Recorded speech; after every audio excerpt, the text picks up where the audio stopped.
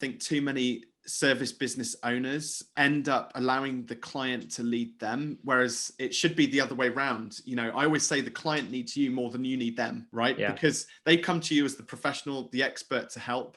And yet you're allowing them to take a piece of your soul, i.e. an hour of your time for a fixed hourly rate. That's time that you can never get back. What are the biggest mistakes that you see service business owners actually making that then prompts them to want to productize? There's quite a few, but to maybe start, when you're transitioning, typically you've gathered skills from some job or experience from something. And when you want to start your own business or agency or consultancy, you typically transition into immediately trading your time for money. And that's a great place to start, but it's also really easy to get trapped in kind of that stage of the business. That's probably the most common area because you're good at graphic design, for example, and you start a graphic design service and you're doing all the graphic design.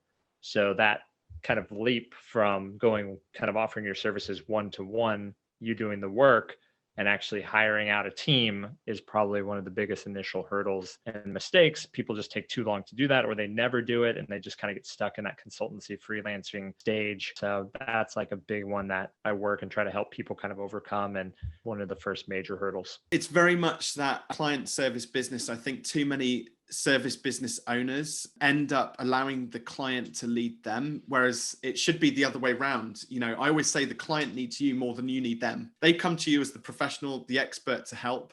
And yet you're allowing them to take a piece of your soul, i.e. an hour of your time, fixed hourly rate. And that's time that you can never get back. And the thing is as well, one of the biggest transformations or fastest transformations that you can expect as a service business owner is when you get them much more focused on results and outcomes. So it's no longer about selling an hour of your soul. Actually, what is this outcome or solution which we deliver for our clients? And then the penny drops, they get it. Yeah, and that's part of productizing as well, right? You're stepping away from charging hourly and for kind of this bespoke service offering that is just invites all sort of scope creep. And when you can offer a specific product, then you're essentially selling an outcome, and it's much easier. Because literally that's where it starts. If at the very top of the funnel, when someone's buying, if it's not packaged in the right way, there's a lot of things that can kind of go wrong further on when someone goes through kind of the buyer customer journey with you. So that's a huge one. Absolutely.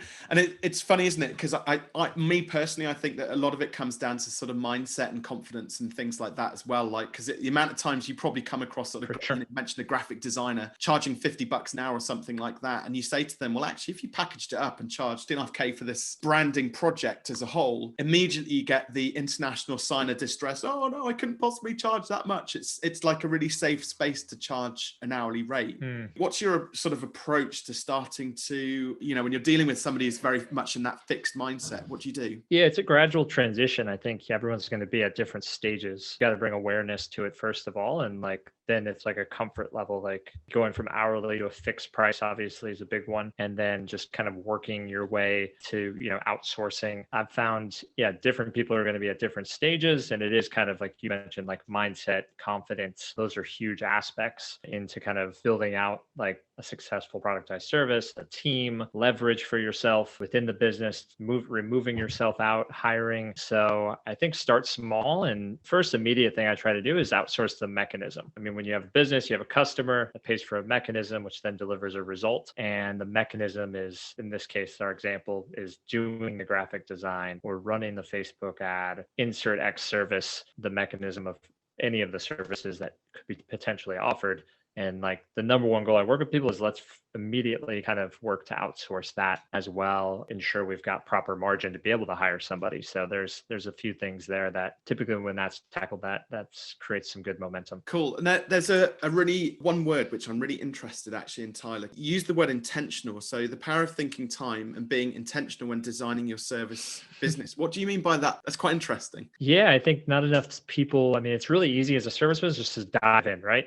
And next thing you know, I think I did it with one of my first service businesses. It's easy to get caught up in just doing. And oftentimes with service business owners, or agencies, any of the following, it's really easy to lose track of being intentional with your time and intentional in the design of the business. Productizing is part of that. It's taking a step back designing the business in a better way that's going to set you up for success down the road. That's really kind of the core of it. It's, having more intention. And, I'd also talk about like designing the business to actually be an asset. And I think these aren't like actually that crazy or overcomplicated things. And most people, whether one person freelancer starting to build or your agency, like just taking that time and talking with someone like yourself, me, or whoever, getting an outside set of eyes can really help create that intention in the business. And that changes a lot of the trajectory of where you're going to go.